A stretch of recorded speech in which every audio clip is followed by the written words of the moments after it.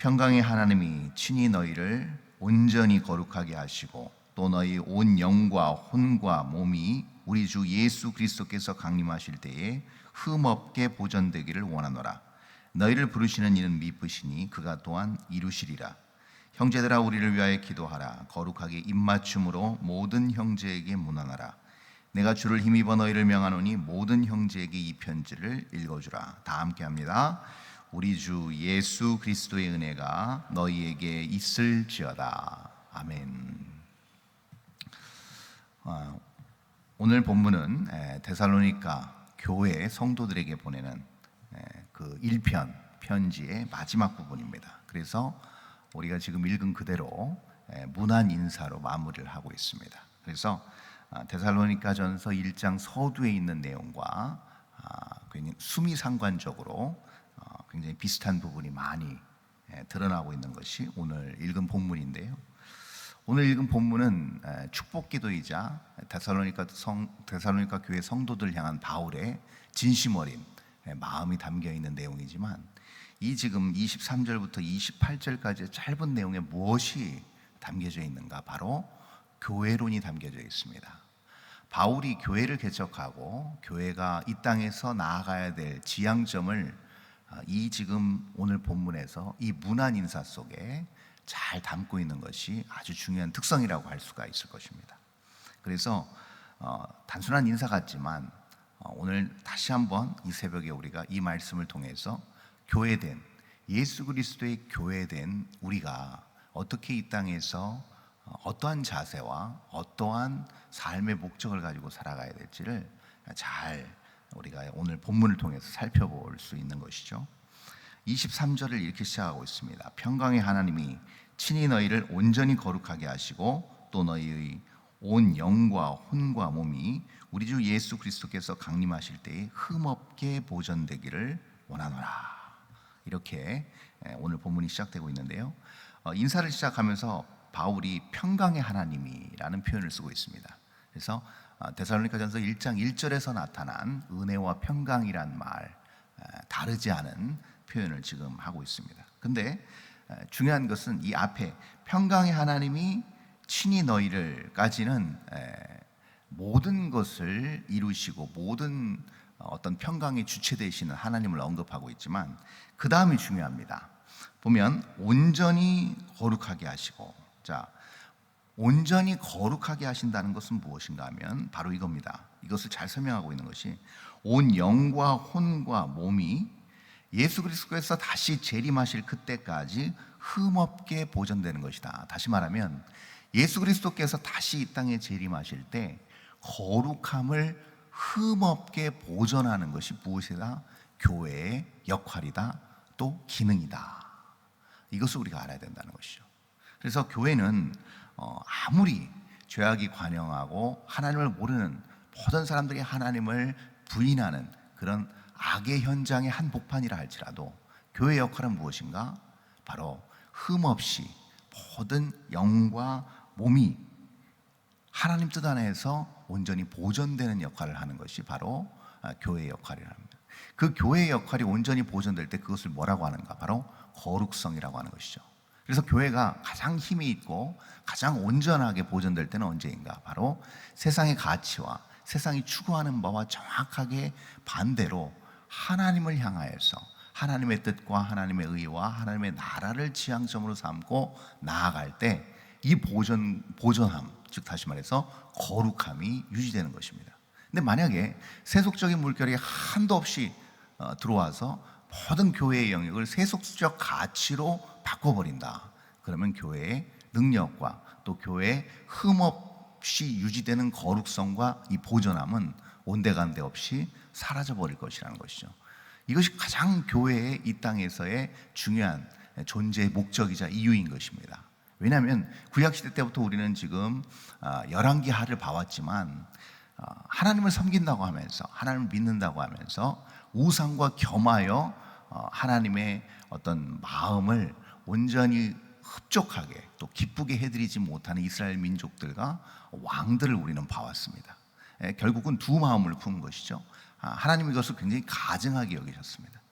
죄로 인하여 세속적인 가치에 오염된 마음으로 하나님 앞에 나오는 거룩성이 훼손된 것을 하나님께서는 굉장히 이거에 대해서 경멸하셨고 여기에 대해서 심각성을 많이 언급하셨습니다. 역시 마찬가지입니다. 교회도 분명히 거룩성을 유지하기 위해서는 어떻게 하는가? 하나님의 뜻, 하나님의 마음, 하나님의 계획, 하나님의 섭리를 붙들어야 된다는 겁니다. 그것이 교회에서 가장 중요하게 여기는 바가 돼야 되고, 그 모든 교회 사역과 교회 모든 활동과 예배와 모든 모임이 거기에 목적과 이유를 두어야 된다는 것입니다. 그럴 때 결국 한 지체, 한 사람 한 사람의 거룩한 지체 또한 이 땅에서 그러한 거룩성과 흠 없음을 유지할 수 있다는 것이죠. 그래서 주님 다시 오실 때까지 유지하고 보존하는 것이 교회의 존재 목적이자 이유라는 겁니다. 그렇다면 그런 어떤 거룩성을 유지하는 것, 그것은 결국 어떻게 이루어지는가? 그것이 바로 다음 절 24절에 나타나 있습니다. 너희를 부르시는 이는 미쁘시니 그가 또한 이루시리라. 네. 자, 중요한 것은 교회는, 또 교회의 모든 지체들, 교회의 모든 성도들은 부르심에 의해서 형성되었다는 겁니다. 내가 원해서 나왔다는 게 아니고 내 의지와 내 생각으로 교회의 멤버가 되고 교회의 지체가 된 것이 아니라 하나님께서 부르셨다는 겁니다. 이게 교회의 중요한 특성이라고 할 수 있습니다. 데살로니가 교회 역시도 마찬가지였죠. 특히 이것이 더 잘 도드라지게 드러난 이유가 무엇인가? 바울이 3주를 견디지 못하는 극심한 박해 속에 있었던 현장 속에서도 야손을 중심으로 해서 그 데살로니가 교회 멤버들이 열심히 주님을 섬기고 열심히 예배하고 하나님을 뜨겁게 사랑했다는 겁니다. 전혀 하나님을 사랑할 수 없는 환경임에도 불구하고 하나님을 그렇게 끝까지 포기하지 않고 하나님을 향한 믿음을 굳건하게 지킬 수 있었던 이유는 무엇인가? 바로 하나님의 부르심, 동시에 하나님의 이루심이 있었다는 겁니다. 그래서 교회가 가장 왕성하고 가장 사역이 잘 진행될 때는 언제인가? 하나님의 일하심이 드러날 때입니다. 사람이 일할 때도 사역은 됩니다. 안 되는 거 아니고요. 예배도 됩니다. 또 건물도 지어질 수 있습니다. 다 사람이 하는 일이니까요. 얼마든지 가능할 수 있습니다. 그리고 자본주의 사회에서 기반이, 만약에 자본이 어느 정도 축적된 상태에서 사람들이 모이고 자본이 있다고 한다면 결과물은 나오게 되어 있습니다. 그렇죠?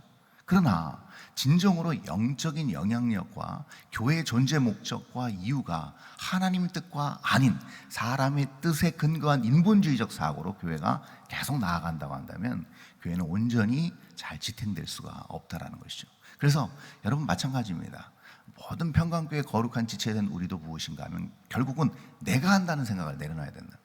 내가 여기까지 해왔고 내가 지금 뭔가를 해야 되고 내가 지켜내야 되고 내가 책임감을 가지고 뭔가를 이루어야 된다는 생각, 물론 나쁜 건 아닙니다. 그러나 모든 것을 내가 했고 내가 해야 되고 내가 이룰 것이라는 생각을 애시당초 내려놔야 된다는 것이죠. 그래서 여러분 정말 우리가 영적으로 민감해지고 영적으로 성장하고 영적으로 밝게 깨어있을 때는 언젠가 하면요, 모든 여기까지 인도하신 하나님의 은혜와 역사를 우리가 매 순간 기억하고 그 은혜에 우리가 의지해서, 하나님의 능력과 은혜에 의지해서 오늘도 살아가고 앞으로도 살아갈 수 있을 것이라는 믿음을 갖는 겁니다. 그게 확고한 오늘을 살아가는 우리에게 큰 영적인 동기부여가 된다는 것이죠. 그래서 오늘 우리가 화요일 24시간 우리가 살아갈 텐데도 역시 마찬가지입니다. 하나님께 맡기는 거죠. 하나님의 이루심을 보는 겁니다. 그래서 기도하는 거잖아요. 오늘 하루도 하나님 모든 일 가운데 주님 형통함과 은혜와 평강으로 함께 해주세요 하는 그 이유가 무엇인가 하면 하나님의 역사하심이 드러날 수 있도록, 하나님의 나와 함께 하심이 나타날 수 있도록, 하나님의 계획과 섭리가 나의 인생을 통해서 온전히 열매 맺을 수 있도록 그렇게 우리가 기도하는 거 아니겠습니까? 그래서 결국은 우리가 하나님의 이루심을 보는 것이 우리 믿음에서 가장 중요한 핵심 포인트다. 그리고 이것이 굉장한 영적인 힘을 우리에게 북돋아 준다. 이걸 우리가 교회, 이 바울의 교회론을 통해서 알 수가 있습니다. 그 다음에 이제 25절에 나타난 게 무엇인가 하면 형제들아 우리를 위하여 기도하라 라는 겁니다. 여러분 사실은요, 지금 기도를 많이 받아야 될 사람들은 누구예요? 야손을 중심으로 한 데살로니가 교회 성도들입니다. 그 심한 박해 속에서 있잖아요. 아니 천하의 바울도 3주를 버티지 못한 곳입니다. 그러니 얼마나 많은 기도가 필요하겠습니까? 우리가 마치 지금 20개 중점 선교 대상 국가들 박해와 핍박이 끊이지 않는 그 땅에서 정말 예수 그리스도의 이름을 붙들고 살아가는 그 사람들을 위해서 매 순간 우리 공원 예배 때마다 기도하잖아요. 오히려 그 사람들이 사실은 기도가 더 필요한 사람들입니다. 데살로니가 교회 성도들도 마찬가지죠. 그러나 지금 바울은 뭘 요구하고 있습니까? 마치 뭘 맡겨놨다는 듯이, 당연히 해야 된다는 듯이 너희도 우리를 위해 기도하라 라고 권면이 아니라 강력하게 권하고 있습니다. 명령적으로 얘기하고 있습니다. 왜 그럴까요? 이것이 교회의 존재 목적 이유입니다. 교회는 아무리 그 교회가 열악하고 어려운 상황이라 할지라도 모든 교회는 하나 된 주님의 교회입니다. 주님의 교회이기 때문에 하나로 묶여 있고, 그 묶여진 띠는, 그 끈은 예수 그리스도의 피값으로 연결된 아름다운 예수 그리스도에 의한 혈맹 조직입니다. 그게 바로 교회라는 것이죠. 그렇기 때문에 교회 한 사람 한 사람이 어떤 환경과 여건에 있을지라도 교회 다른 멤버들을 위해서 기도하는 것은 물론이거니와 다른 교회를 위해서도 같이 합력하여 기도하는 것이 당연한 것이라는 겁니다. 그래서 바울은 이것을 주문하고 있는 것이죠. 의무적으로 주문하고 있는 겁니다. 그래서 우리 교회 역시도 나라와 민족을 위해서도 기도하고 한국 교회를 위해서도 기도하고, 또 아직 복음이 전파돼야 될 곳과 또 극심한 박해와 핍박 가운데 있는 곳, 또 열악한 환경 속에 있는 교회들을 위해서 끊임없이 기도하는 이유가 바로 거기에 있다라는 겁니다. 교회의 역할은 무엇인가? 바로 다른 성도들 위하여, 타인을 위하여서 도구하고 열심히 기도하는 것이 교회의 귀한 사명 중에 하나라는 것을 우리는 알 수가 있습니다. 그래서 우리가 새벽 기도에 매일 나와서 기도하지만 나 자신과 내 개인만을 위해서 기도하지 않는 이유가 바로 거기 있습니다. 아니, 어쩌면 오히려 더 우리는 다른 사람과 다른 공동체를 위해서 더 먼저 우리는 기도하고, 그리고 나중에 개인의 기도를 우리는 하게 되는 거죠. 이것이 교회의 온전한 사명을 이루는 바른 행보라고 할 수가 있을 것입니다. 그 다음 교회의 중요한 특성이 나오는데요, 그것이 바로 26절입니다. 거룩하게 입맞춤으로 모든 형제에게 문안하라. 자, 중요한 표현 나옵니다. 모든 형제에게 문안하라는 겁니다.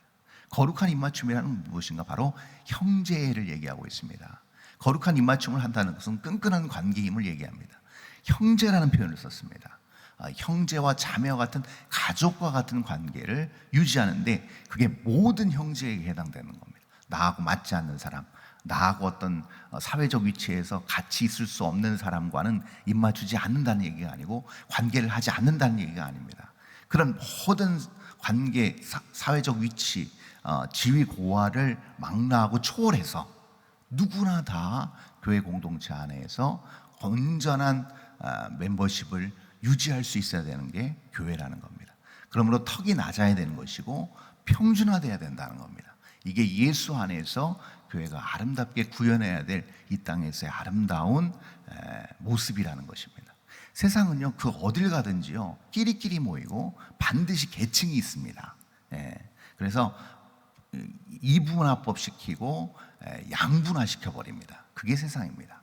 그러나 교회 공동체는 그래서는 안 되고요, 누가 들어오든지 간에 예수 그리스도 안에서 공평하고 평등하게 다 모든 것들이 이루어지고 대우해주고 서로 그런 어떤 동등한 관계 안에서 관계를 이어나가는 것이 바로 교회 공동체의 놀라운 특성이라고 할 수 있을 것입니다.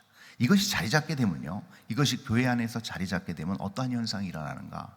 우리가 교회 밖을 나가서도 우리가 한 사람의 개체인 거룩한 한 개별적 교회로서 우리가 직장에서, 가정에서, 또 모든 어떤 다른 어떤 세상 공동체 안에서도 동일하게 그 사람만을 보는 영적인 안목과 시각이 생깁니다.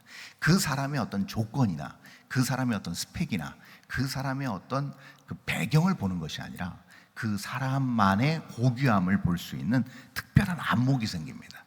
이것은 어떻게 주어졌는가? 바로 십자가에서 무조건적으로 흘려주신 놀라운 사랑의 은혜에 근거한 것입니다.